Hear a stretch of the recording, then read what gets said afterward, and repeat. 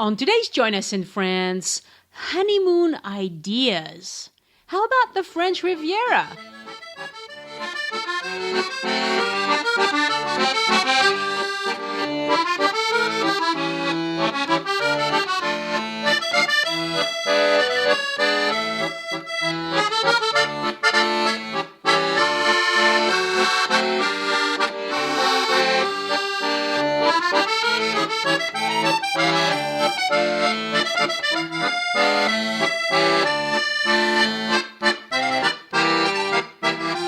This is Join Us in France, episode 145. Bonjour, I'm Annie, and today I bring you my conversation with Gary Turco about his honeymoon on the French Riviera, including Nice, Antibes, Saint-Paul-de-Vence, Aix, and Monaco.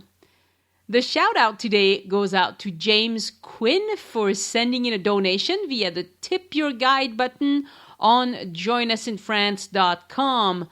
Many thanks to all the listeners who support the show on Patreon. You are really making a difference, and I hope you know how much I appreciate your continued support. To support the show on Patreon, go to patreon.com/joinus. Patreon, join us without any spaces or dashes. And thank you very much.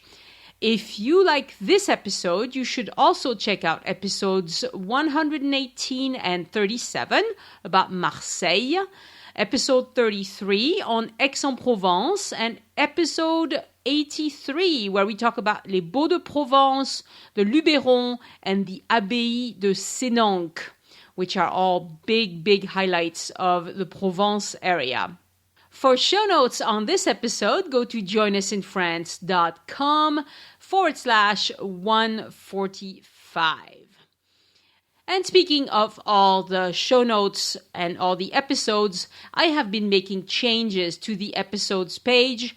I have had to remove a lot of photos because these photos were making the site very slow.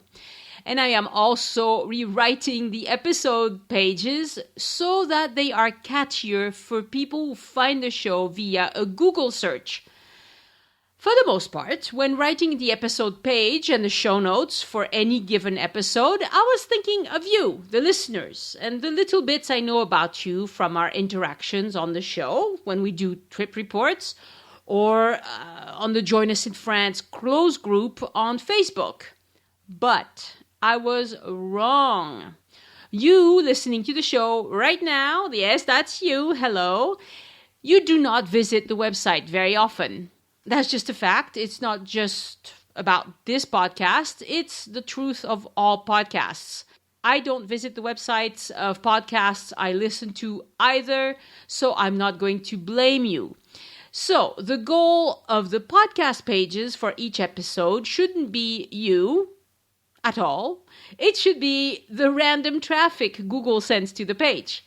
Try to give them an impression of what the site is about, give them a little taste, and maybe let them decide if this is a place for them or not. Of course, in the show, I often use names and words that you probably don't understand and you don't know how to spell them because it's French spelling and it's bizarre. So I'll continue to include all of those in the bullet points, but I'm not going to try and, explain all the things that we talked about on the show. So, as I rewrite the show notes, I'm turning a lot of the verbiage that was there into bullet points. Some of these bullet points will have timestamps. They already do, a lot of them, but not all of them. And eventually, I would like to add the timestamps to all of them. I want the site to be lean, mean, and fast, especially fast. So I have a lot of work to do for that. And I can only do, a page or two or three sometimes in a week. And that's okay. That's just how it goes. So what am I going to do with all the text and the photos that used to be on the show pages? Well, I'm hoping to, at the same time, enhance those and add to them, almost do a word-by-word transcript of the show, except add stuff. Because sometimes as I type up what we talked about on the episode after the fact, after it's all recorded, I think of something I should have asked or something I should have looked up, or sometimes somebody mentions a place that I had never heard of, and then because they've mentioned it once, all of a sudden I hear lots of mentions about it all over me. And so I often go digging deeper into whatever the episode was about after I've recorded it, after I've published the episode. And all of that stuff is going to end up in the enhanced show notes. The enhanced show notes will be made available for free to all of the Patreon supporters who, you can support the show for $5 a month. So for the price of a coffee a month, you'll be able to get all of those enhanced show notes as a PDF that you can either sideload onto your Kindle or print them or just collect them for your own use for next time you visit France. So it'll just be another perk for people to join the Patreon support. And I will try to make those enhanced show notes as helpful and usable as possible so that you can, if you're about to go visit, I don't know, the episode about Marseille that I've mentioned, well, you can just grab the enhanced show notes and use that as your guide for your day or two in Marseille. That will be my purpose. But that's a very different purpose than somebody lands on the website and just wants to see what this is all about. That's going to be more of a summary and kind of a highlight, a high-level type of thing. Okay. Let me remind you that Elise and I are going to lead a week-long tour in Paris between May 14th and May 21st, 2017, coming up soon. If you love France, culture, great food, and a lovely glass of wine now and then, and you want to travel with us, look at what we're offering on addictedtofrance.com. This Paris tour is going to be a lot of fun. And I look forward to meeting all of you soon. Now, a few people cannot be with us for the whole week. But if you'd like to be with us on specific days, send me an email. I'm ready to look at that. And I will work with you on figuring that out. All right, enough from me now. Let's talk about some honeymoon ideas on the French Riviera. Gary! Bonjour, Annie. Welcome to Join Us in France. Welcome back, I should say.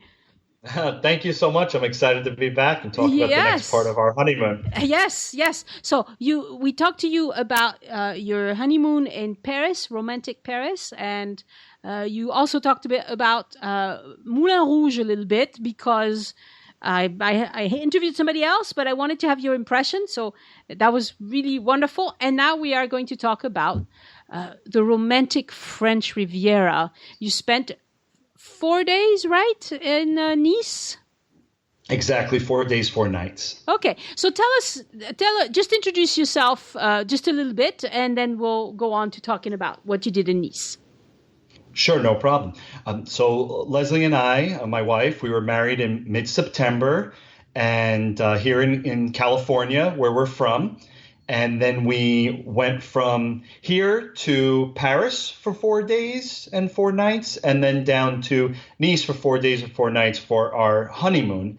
And one of the things that was very important to Leslie with going to France, because she originally, I think, just wanted to go to the beach or Tahiti or something like that, where you just relax all week and do nothing, was that I planned this where we see things and we do things, but it's done in a relaxing, leisurely way where she really feels like it's a true romantic honeymoon too, and not just a touristy vacation where you come home and you need a vacation from the vacation. Yes. So I'm with her actually, Yeah.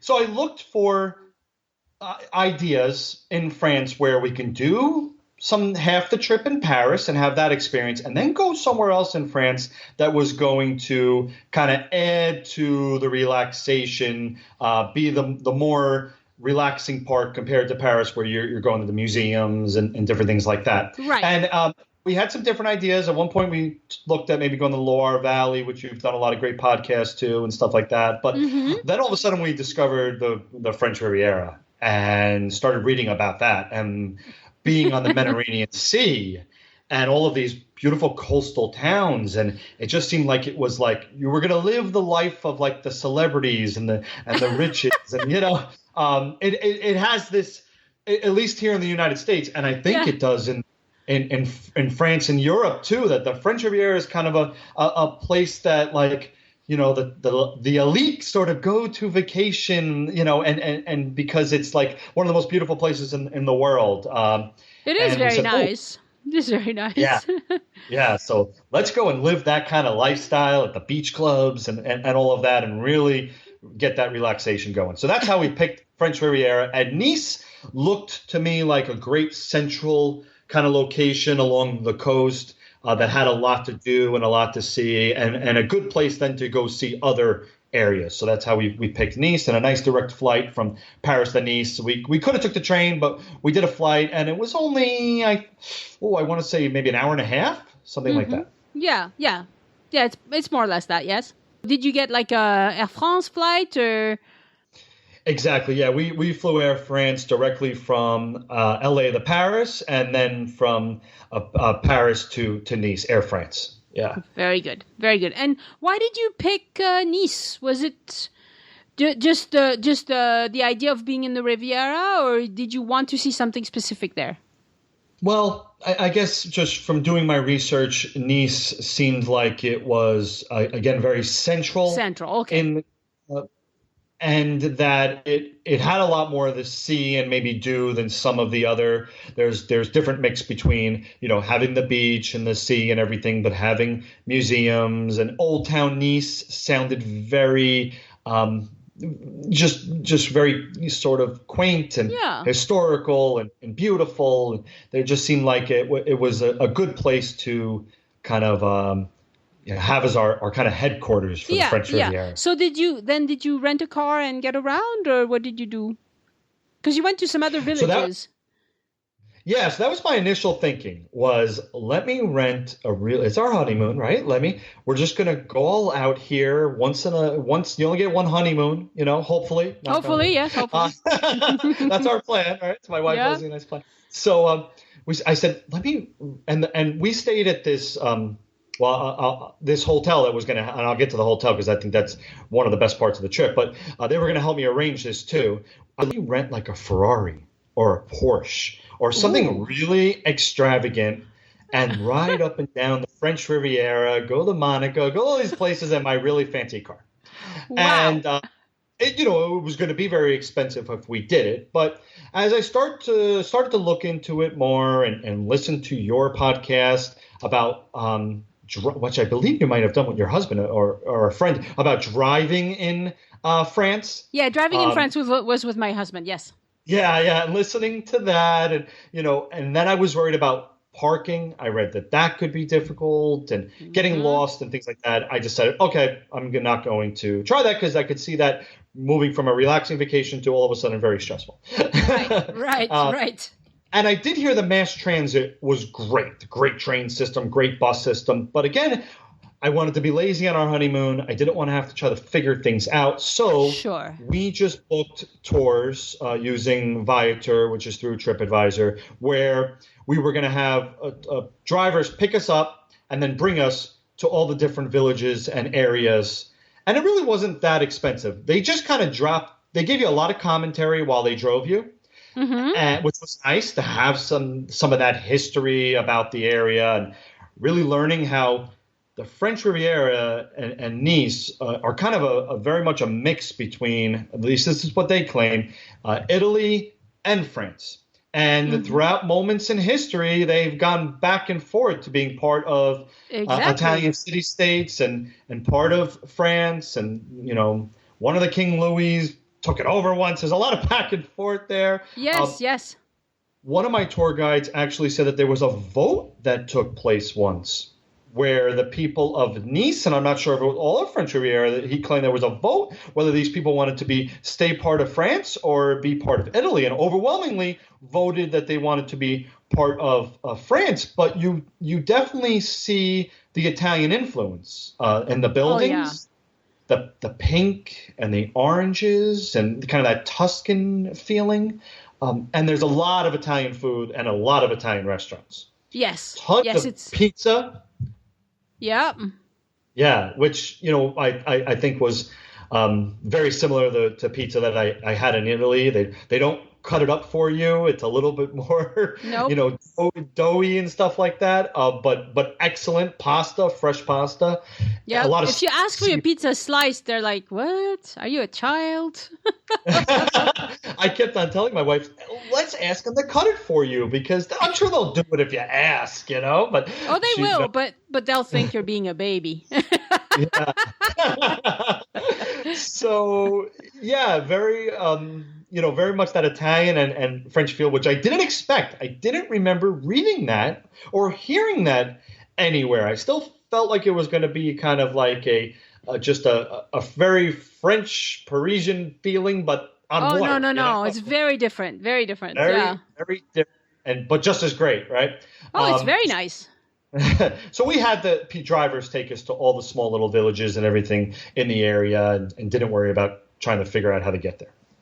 Very nice. Very nice. Okay, so tell us some of the specifics. Where did that driver take you to?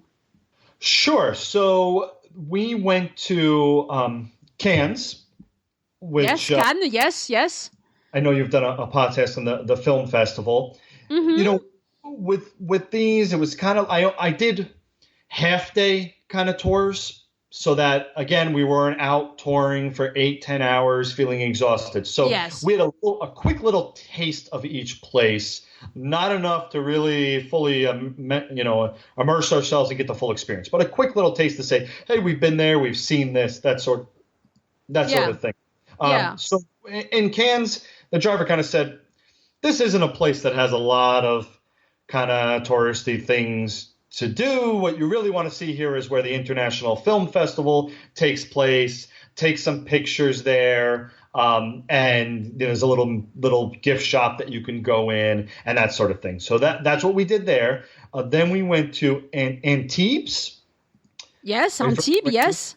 Yeah, which apparently has an amazing Picasso museum, but we didn't have time to see that. But what we spent our time there, we walked through the old town quickly, but we spent our time there going through the port, which if you like yachts and boats, this is like, I think rivals, Monaco and Nice or even more. Oh, yeah. Present there was the largest private yacht in the world. Really? It's actually owned by a Russian who owns a lot of the different electric companies in Russia. And it's like, it looks like a cruise ship. You're like, how could one person, it's got a helicopter, it's got a giant swimming pool. There's 10 different decks. And I can't imagine the amount of staff on there. So just giant yachts like that all throughout there. Yeah. I was on a cruise ship once where we docked right by, it was in Monaco. And in Monaco, the cruise ships dock right by where the yachts are. There was a yacht docked that had a helicopter on a pad on the yacht. I was like, oh, this person has both a yacht and a helicopter.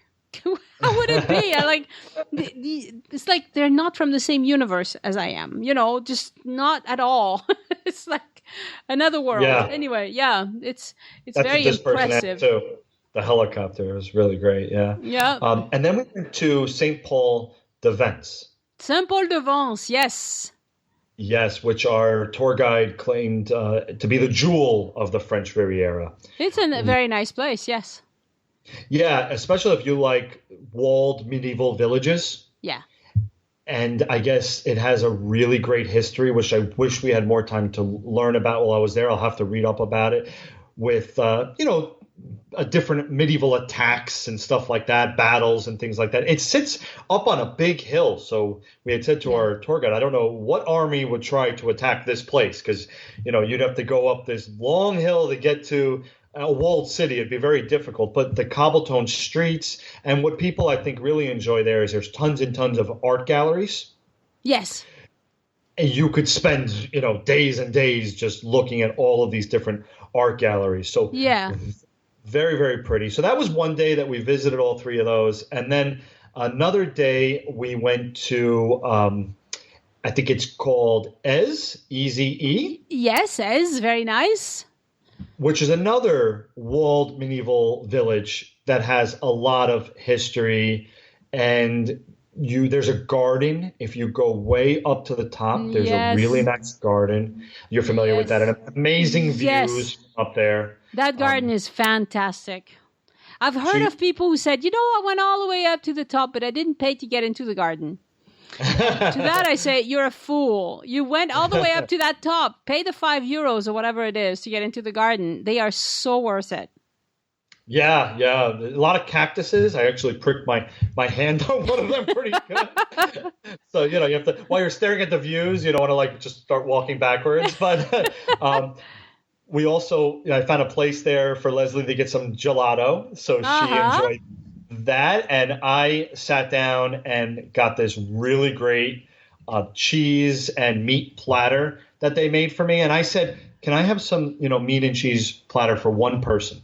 And it came out enough for 4 to eat.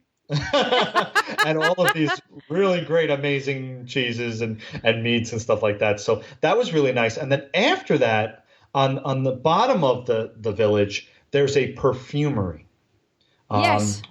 Frontigard or something like that. I don't remember what it's called, but I know exactly the one. I went in there, so I remember seeing it. I remember looking around.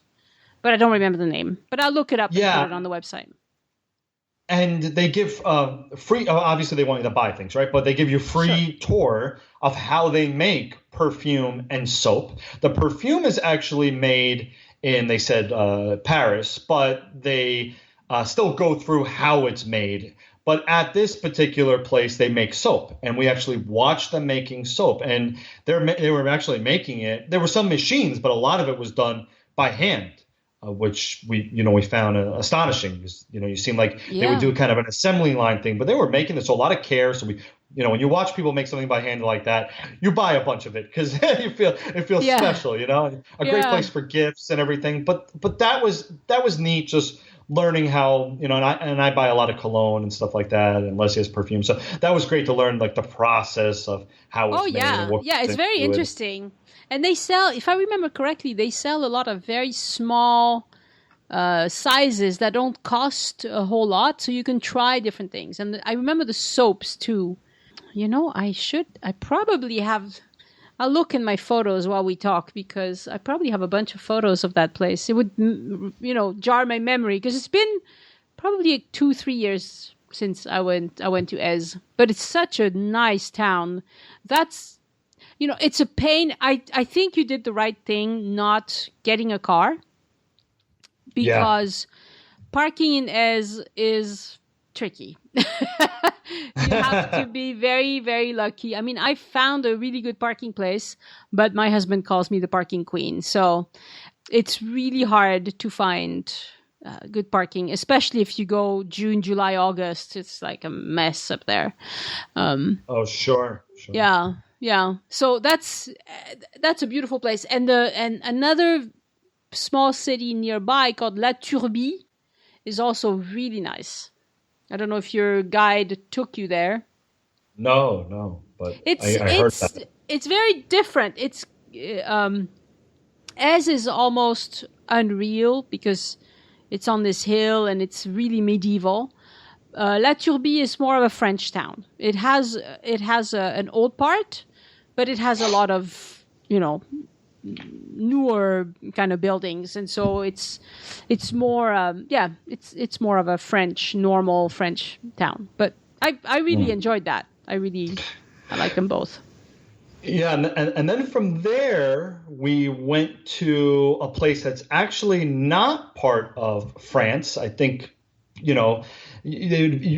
kind of has a very similar feeling to it, but we went to Monaco. Yes. Which is the second smallest country in the world, I learned, next to Vatican City. Yes.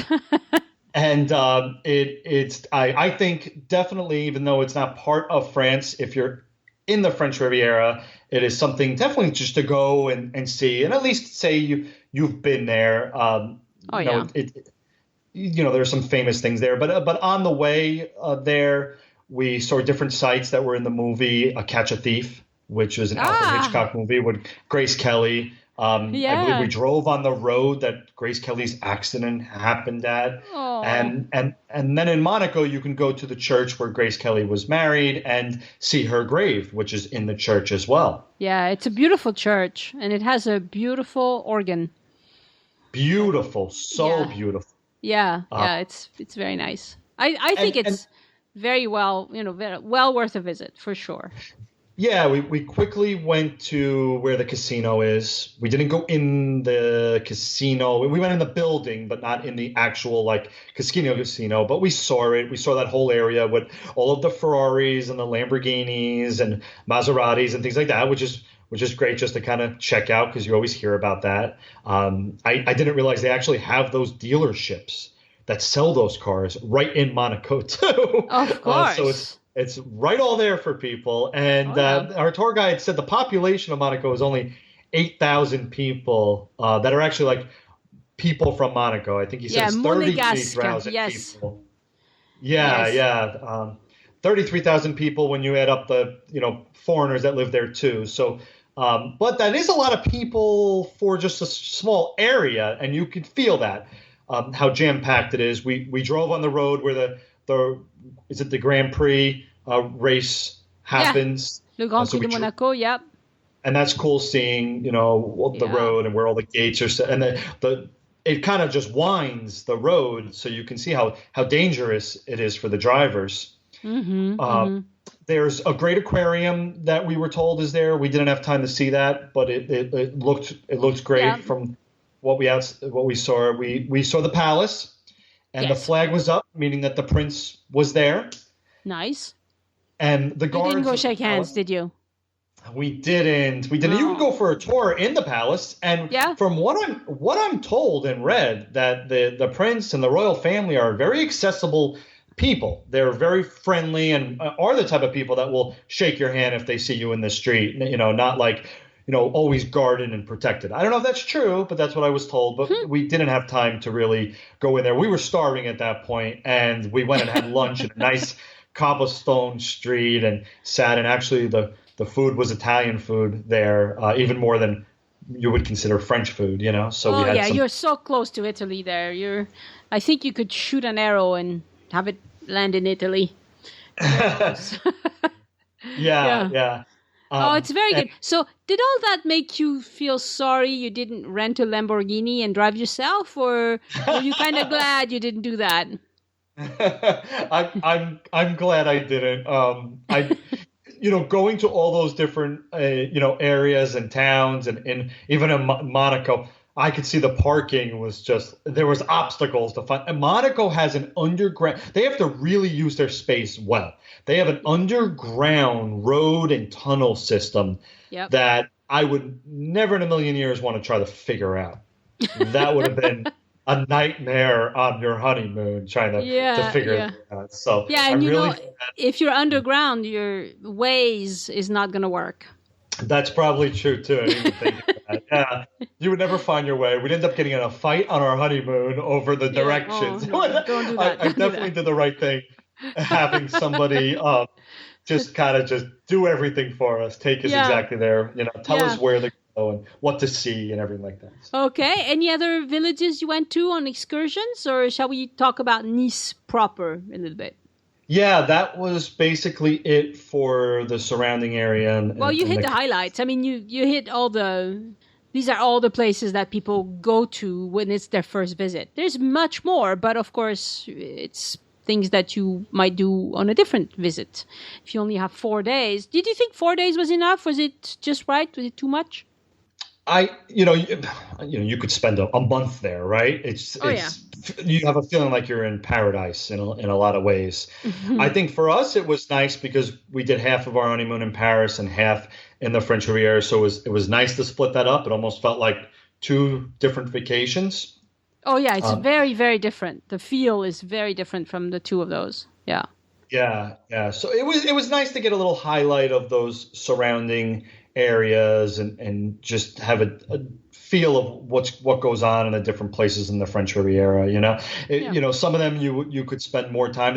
I saw little boutique hotels in St. Paul-de-Vence and in Aix and things like that. Would be really cool. Like stay there a night or two and in a Yeah. medieval walled village, but you have to have a lot longer time to do that. Yeah. So you mentioned that the hotel was fantastic in Nice. What hotel did you stay? Where did you stay? Well, I almost don't want to tell everybody because they'll probably raise their prices. I won't be able to afford to go back there again. But it was called. So we wanted to stay at a place where you had a view of the Mediterranean Sea. Okay. That was important to us because it just felt like it was going to be so relaxing to look outside, and especially a place with a terrace, a balcony. Oh, And yeah. the hotel, the name was La Perouse. Okay. La It's Pérouse. P E it's R. a Perouse, Okay.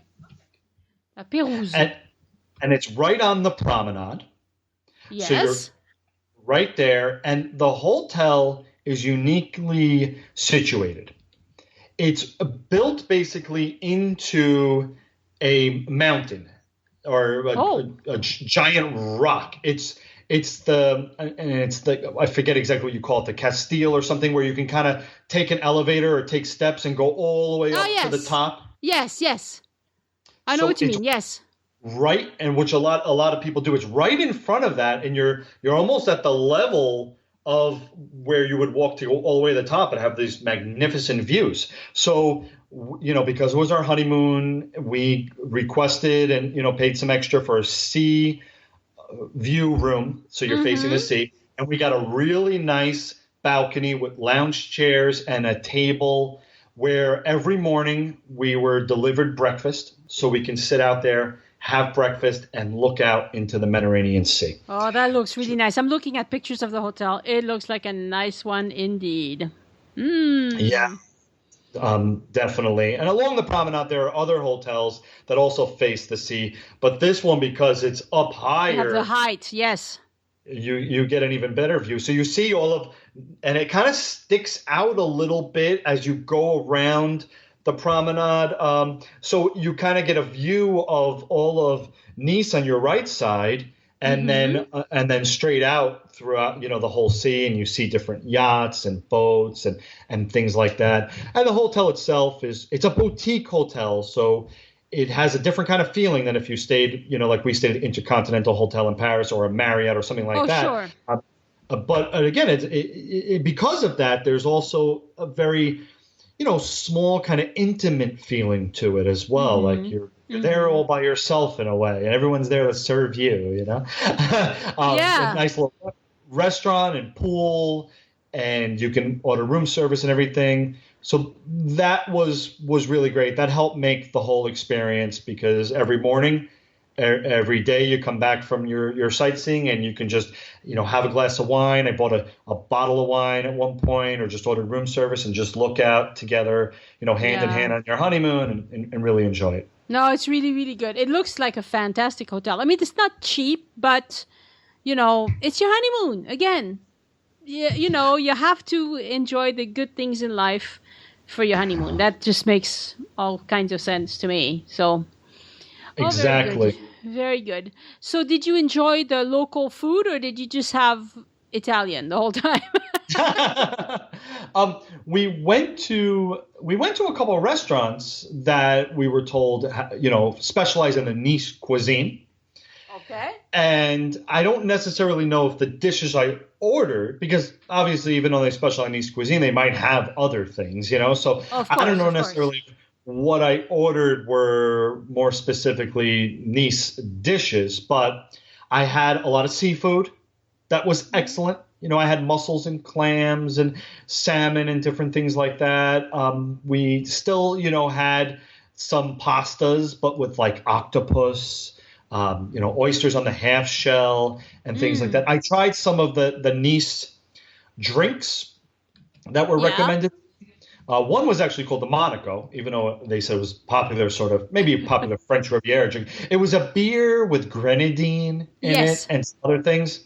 And you can get that anywhere in France. What's that? A Monaco, you can get that anywhere in France. Oh, can you? Okay. Yep. Yeah, it's good though. I mean, I didn't really care for it. I'd rather just have the beer, you know. Yeah, it's a sweet beer. Yeah, again, I have a sweet tooth, so yeah. But yeah, if you like your beer straight, don't ask for a Monaco or Panache for that matter. Oh, okay. There was another one that was recommended to me. I don't know if that was it, but it was kind of a before dinner kind of liqueur. Yeah, and it tastes almost like licorice, like black licorice. Yeah. That's pastis or anisette or something like that. Yeah, that wasn't my favorite thing. Yeah. I've never been into that stuff to begin with, but Leslie has some very famous pictures of me, funny pictures of me tasting it and then my reaction afterwards, you know? Yeah, of course, I don't let anything go to waste, so I finished it. But.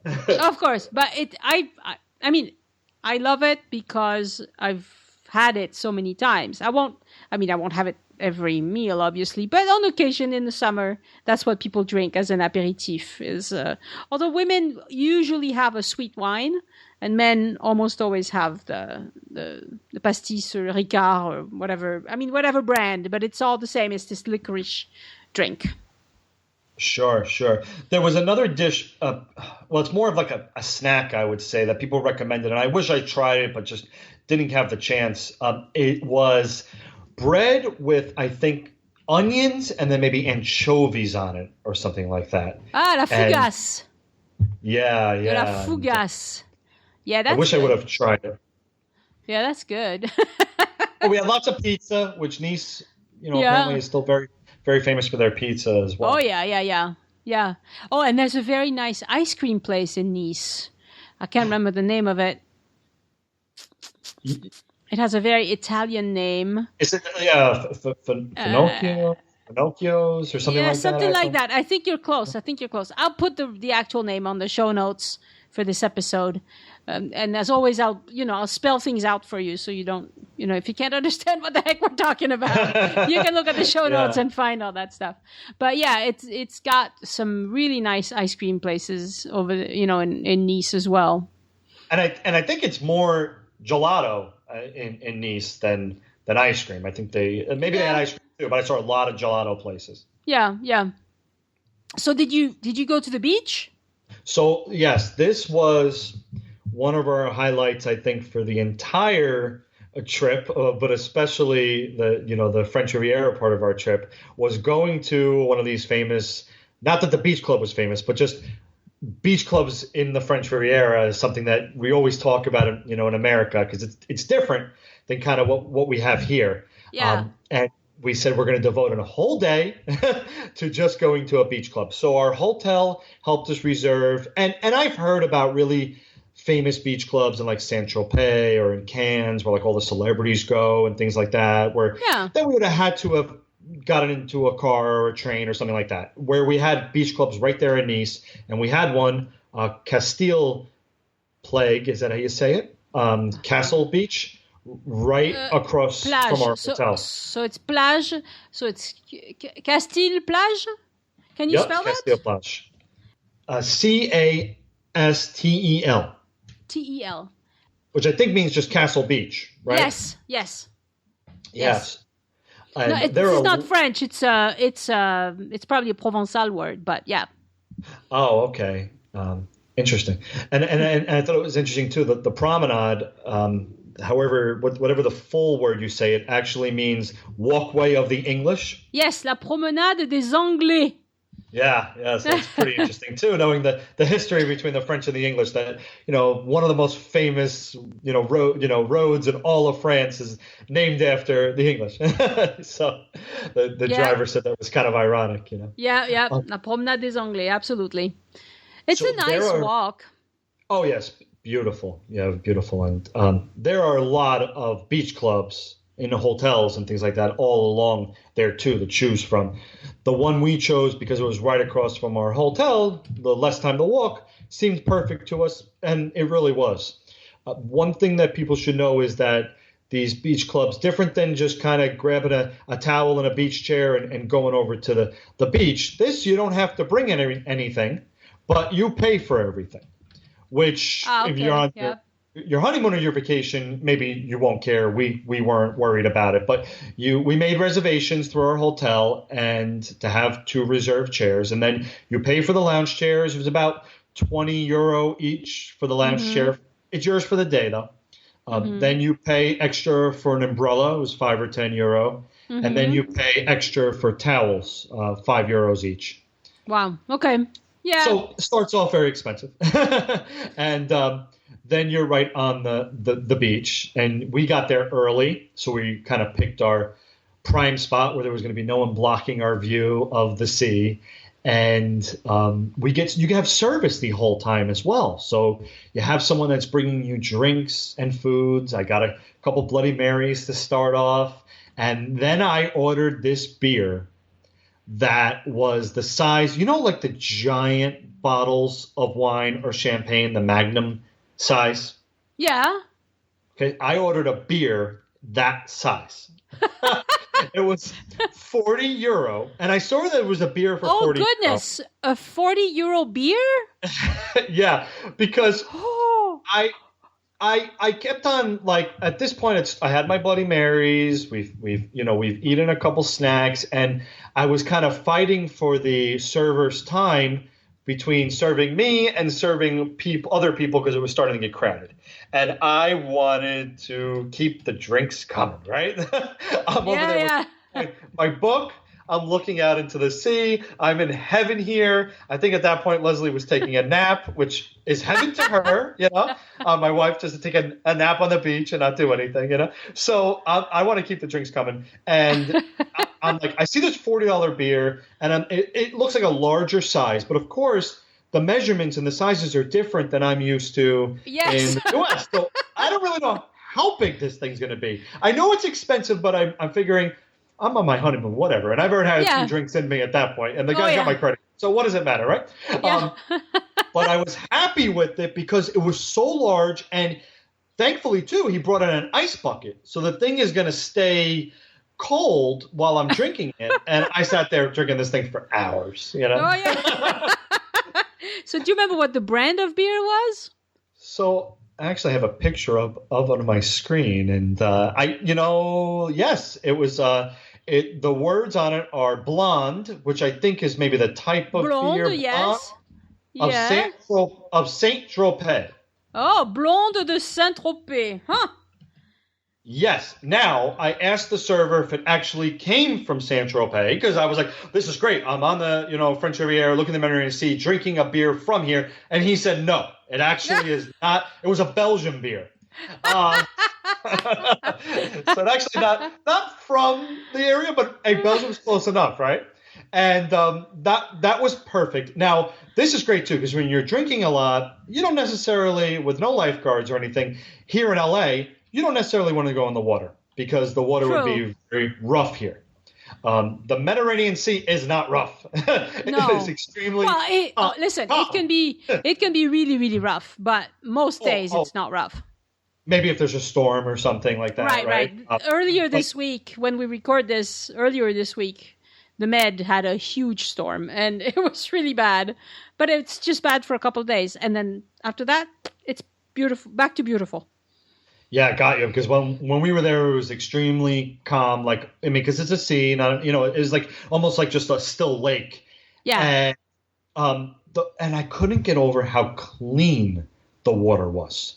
I didn't see the French people must do a really good job of protecting their natural resources or something, because I did not see. I'm used to here and in LA they try to do a nice job with the beaches, but there's litter and things that are on the beach or that wash up, and there's lots of seaweed and stuff like that. So the Mediterranean Sea, you don't get anything like that. It's all crystal clear, but they do a really good job because I didn't see any litter or anything like that. The water was a little colder than I would have liked. Yeah. That I would have liked, but still refreshing and nice and a nice feeling. Now, I should say this because not everyone might know this, that the beaches in Nice have rocks instead of sand. Yes, rocky beaches, yes.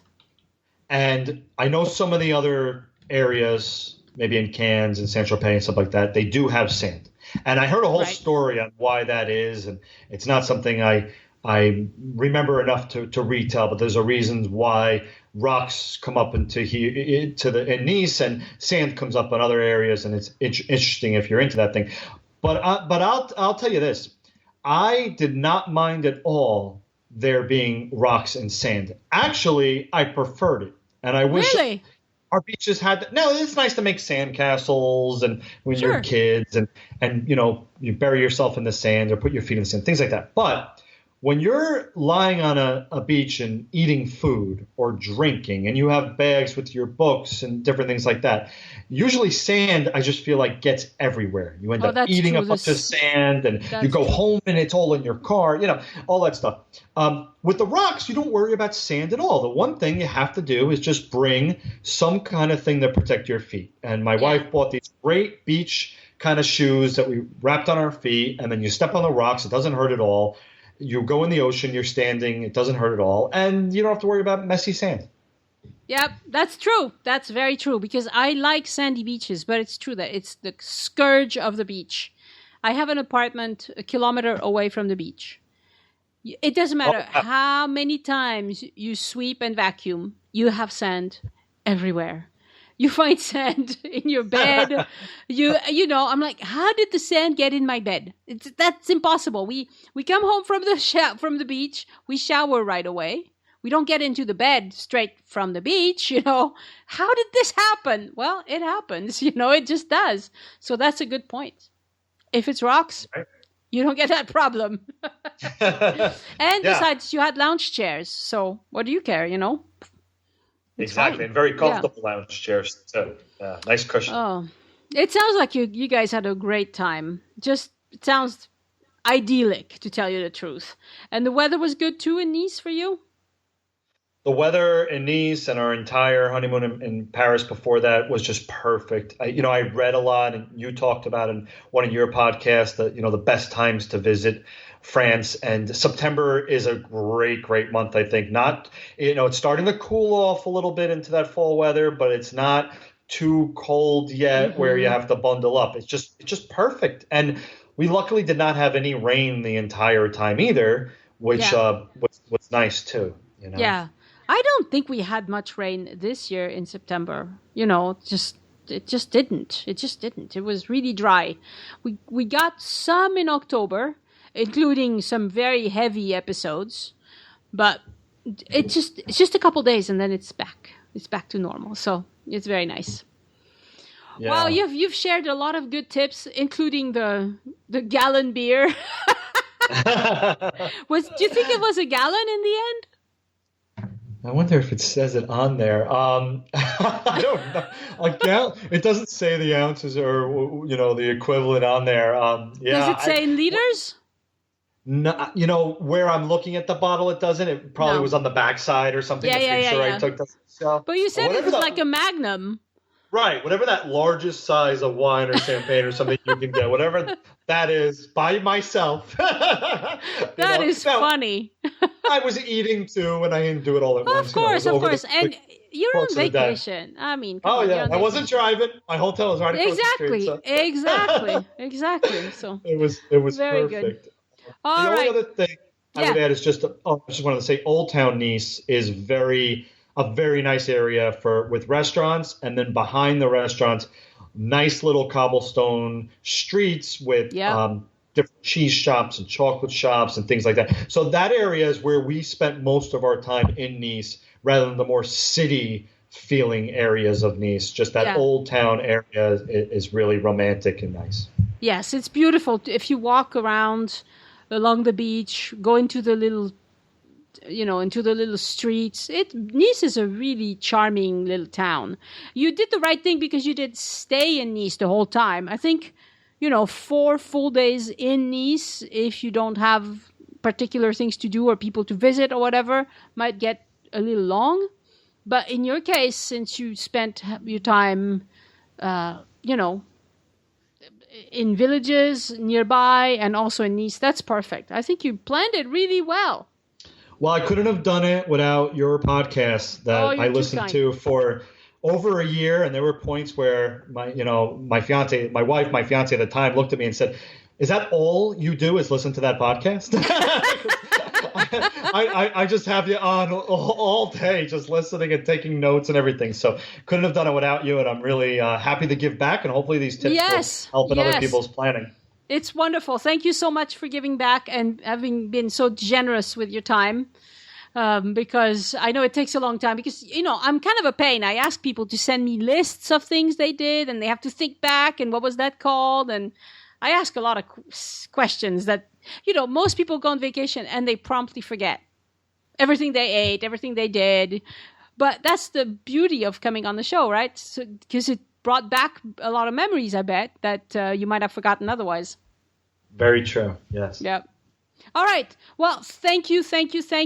And, who knows? Next time you come to France, take good notes. Next time I come, I want to go on your and Elise's tour. I want to meet you and, have the experience from you guys. I think that would be incredible. All right. But I'll make you share the large beer.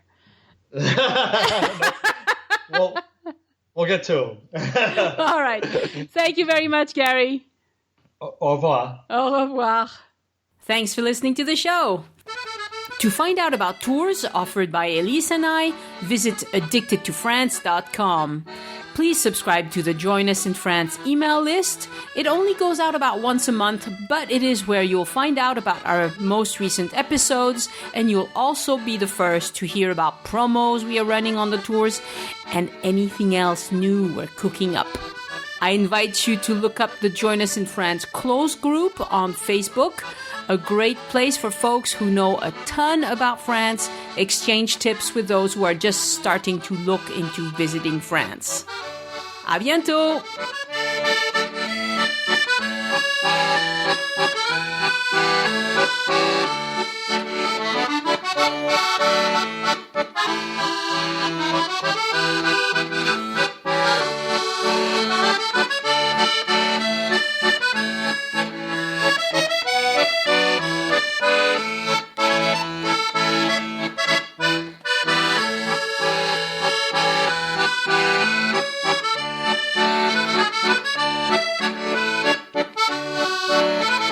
Bye.